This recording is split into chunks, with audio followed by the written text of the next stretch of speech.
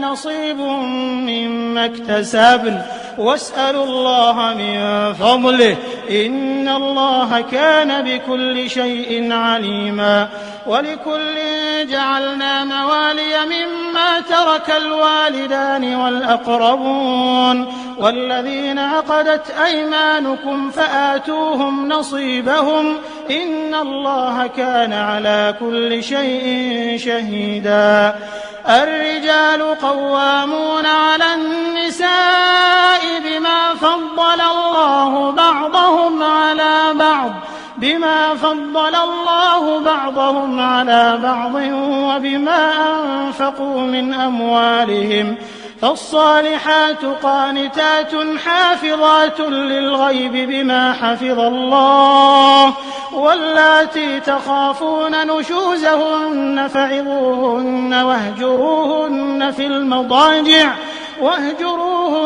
في المضاجع واضربوهن فإن أطعنكم فلا تبغوا عليهن سبيلا إن الله كان عليا كبيرا. وإن خفتم شقاق بينهما فابعثوا حكما من أهله وحكما من أهلها إن يريدا إصلاحا يوفق الله بينهما إن الله كان عليما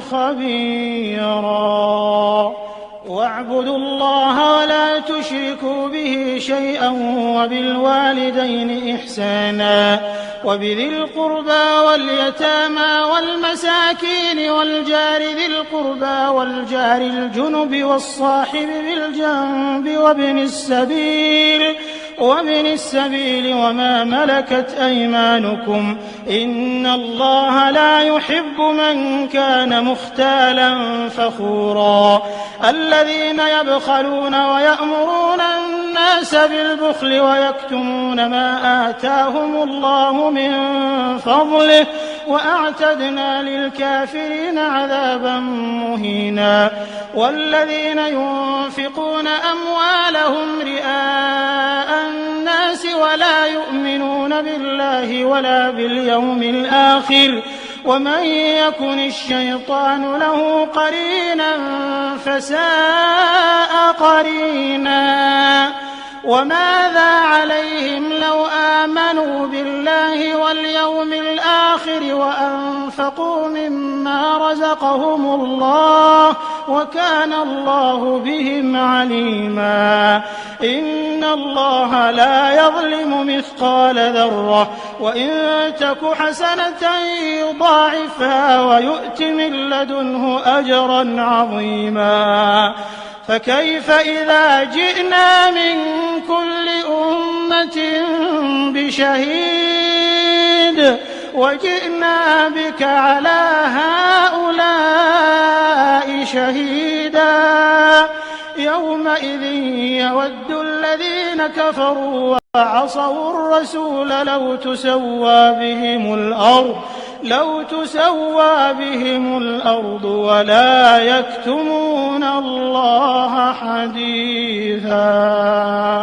يا أيها الذين آمنوا لا تقربوا الصلاة وأنتم سكارى حتى تعلموا ما تقولون ولا جنبا إلا عابري سبيل حتى تغتسلوا وإن كنتم مرضى أو على سفر أو جاء أحد منكم من الغائط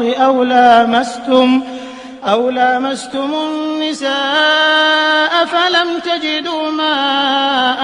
فتيمموا صعيدا طيبا فامسحوا بوجوهكم وأيديكم إن الله كان عفوا غفورا.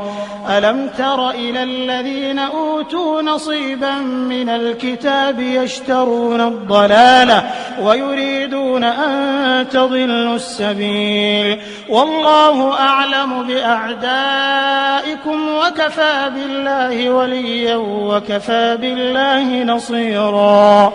من الذين هادوا يحرفون الكلم عن مواضعه ويقولون سمعنا وعصينا واسمع غير مسمع وراعنا ليا بألسنتهم وطعنا في الدين ولو أنهم قالوا سمعنا وأطعنا واسمع وانظرنا لكان خيرا لهم وأقوم ولكن لعنهم الله بكفرهم فلا يؤمنون إلا قليلا يا أيها الذين أوتوا الكتاب آمنوا بما نزلنا مصدقا لما معكم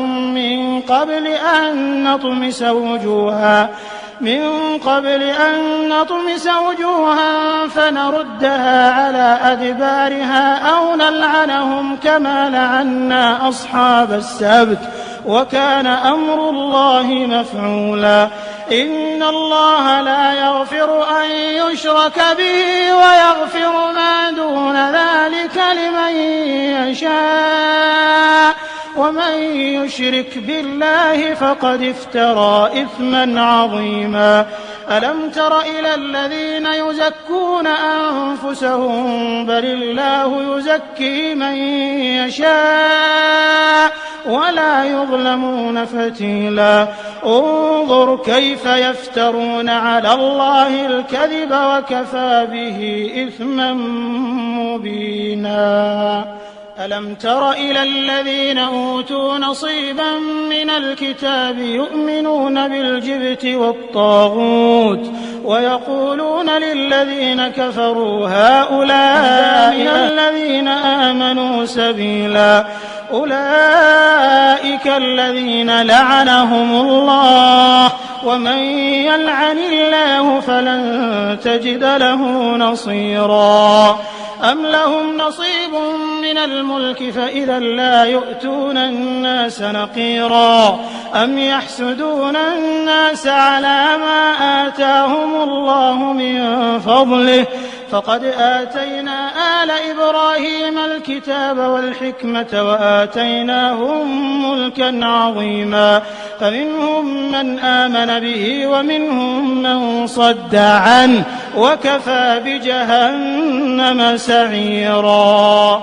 إن الذين كفروا بآياتنا سوف نصليهم نارا كلما نضجت جلودهم بدلناهم جلودا غيرها ليذوقوا العذاب إن الله كان عزيزا حكيما والذين آمنوا وعملوا الصالحات سندخلهم جنات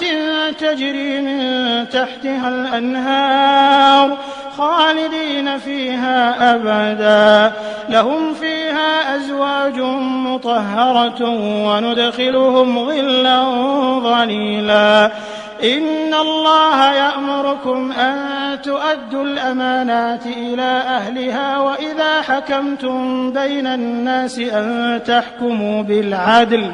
إن الله نعما يعظكم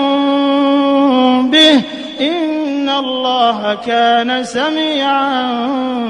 بصيرا يا أيها الذين آمنوا أطيعوا الله وأطيعوا الرسول وأولي الأمر منكم فإن تنازعتم في شيء فردوه إلى الله والرسول إن كنتم تؤمنون بالله واليوم الآخر ذلك خير وأحسن تأويلا ألم تر إلى الذين يزعمون أنهم آمنوا بما أنزل إليك وما أنزل من قبلك يريدون أن يتحاكموا إلى الطاغوت وقد أمروا أن يكفروا به ويريد الشيطان أن يضلهم ضلالا بعيدا وإذا قيل لهم تعالوا إلى ما أنزل الله وإلى الرسول رأيت المنافقين يصدون عنك صدودا فكيف إذا أصابتهم مصيبة